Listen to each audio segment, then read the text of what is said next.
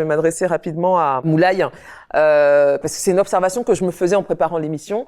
L'autre point qu'on ne voit peut-être pas sur ces questions d'héritage et de testament, c'est que malheureusement, d'un point de vue business, on n'a pas énormément d'entreprises africaines aujourd'hui qui ont été transmises de génération en génération en génération. On a l'impression que dès que le patriarche ou la matriarche s'en va, la génération d'après n'arrive pas à suivre et des fois c'est des problèmes de gestion. Les héritiers n'ont peut-être pas la baraka ou le talent de leurs parents, mais parfois aussi c'est juste qu'il n'y a pas eu de préparation légale dans la transmission du business. Est-ce que c'est ce que tu observes? Oui, non, c'est clair. Alors je pense qu'il faut qu'on soit un peu indulgent avec nous-mêmes, avec les Africains, parce que ce qu'il faut voir, c'est que c'est un problème mondial. Je pense que les taux de succession sur l'entreprise sont extrêmement bas des États-Unis à la Chine.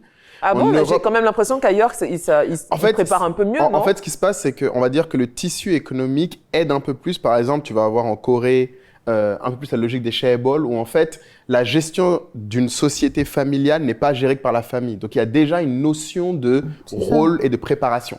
En fait, ce qui rend l'exercice compliqué, c'est que en Afrique, souvent, l'entrepreneur, comme on le sait, commence pour survivre. Certains arrivent à passer à des niveaux incroyables de succès, mais en fait, la succession, c'est un travail supplémentaire.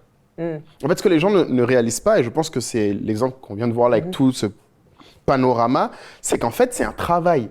En fait, c'est créer une boîte, c'est un boulot. La faire survivre, c'est un boulot, mais alors la céder, c'est un autre boulot. Encore. Et c'est en fait, même quand c'est cédé à ses propres enfants. C'est un boulot. Mais en fait, il faut se dire que combien d'entrepreneurs vous pouvez même citer aujourd'hui qui opèrent, dont aujourd'hui la gestion et même on va dire les employés, le management, leadership est clair.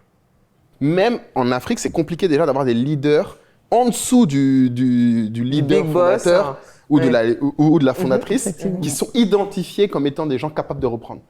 Et c'est un sujet qui revient tout le temps. Mais partout dans le monde, ça revient. C'est juste que chez nous, c'est encore plus dur parce que ce que je pense qu'il faut intégrer, c'est que nos environnements sont aussi plus hostiles.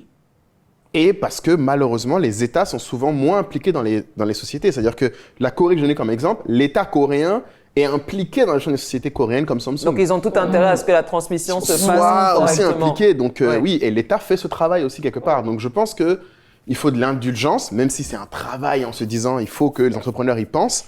Mais c'est un boulot. Je suis entrepreneur. Si on me disait demain, il faut qu'en plus tu aies ta succession alors que je suis déjà en train de survivre là, maintenant, c'est beaucoup. C'est beaucoup. Et c'est un travail sur lequel il n'y a pas d'aide. Ce que je veux dire en plus, c'est que c'est un travail, où il n'y a pas d'aide et qu'il y a la double ingratitude, comme vous venez de l'expliquer, que quand tu le commences, ça crée des problèmes que tu n'avais pas avant.